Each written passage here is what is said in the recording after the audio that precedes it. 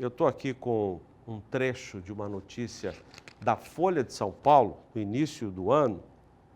Deixa eu ver se o início, não, 29 de janeiro, não, finalzinho do mês passado, mas que ainda serve para o comentário do João Pedro, que é o seguinte: carnes de frango e suínos compensam a queda de produção da carne bovina. A Folha traz um estudo de que o Brasil, Estados Unidos e União Europeia vão produzir este ano, 2025, 119 milhões de toneladas dessas carnes, suína, bovina e de frango. Praticamente a mesma produção do ano passado, com destaque de que a carne bovina, a produção da carne bovina será menor, um pouquinho menor, em 2025.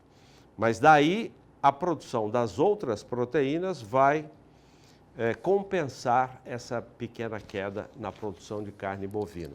Nos Estados Unidos, essa queda já é vista há mais tempo, né, João Pedro? Aqui no Brasil, também já temos essa expectativa de queda, porque o produtor abateu muitas fêmeas no ano passado e depois, com a expectativa de alta no preço da cria, ele segura as matrizes, ou seja, vai oferecer menos matrizes para abate, e essa é a razão para essa expectativa de queda na produção de carne bovina aqui no Brasil.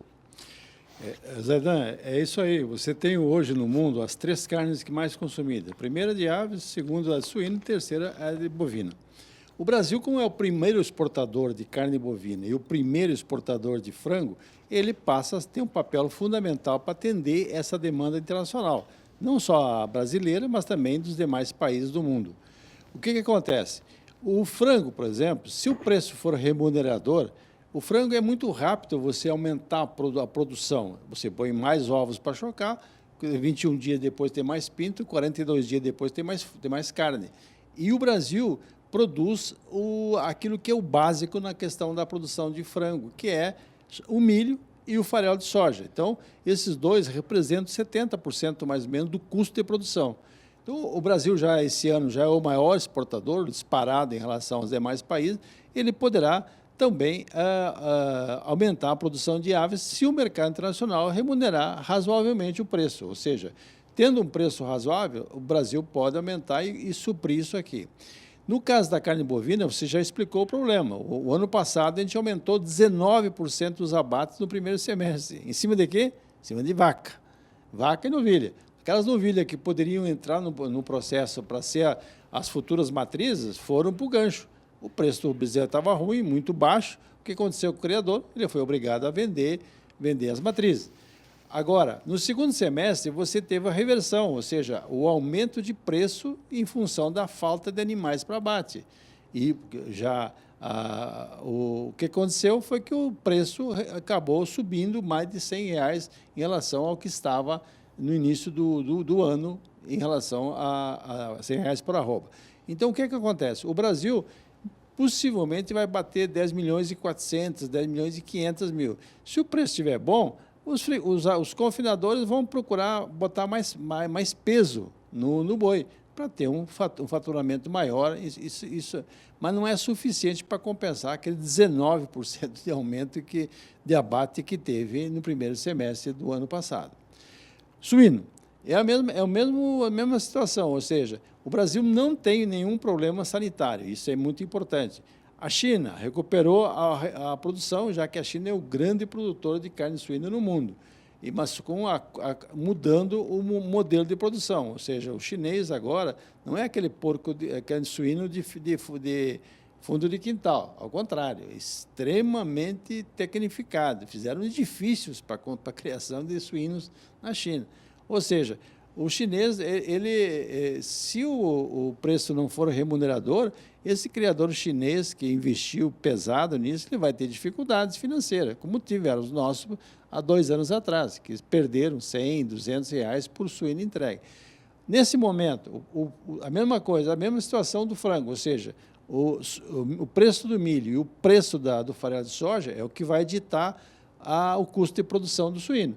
Nesse momento, tudo leva a crer que você não vai ter grandes sobressaltos, tanto no preço do milho, que já que o mercado internacional está baixo, o preço do milho, a exportação também não vai ser muito, não vai ter muito dinamismo aqui no Brasil do milho em grão, e o mercado interno vai acabar absorvendo esse possível aumento que houver na produção de milho no Brasil. O que é muito, nesse momento, é questionável. Por quê? Porque nós estamos atrasados no plantio da safra, da chamada segunda safra.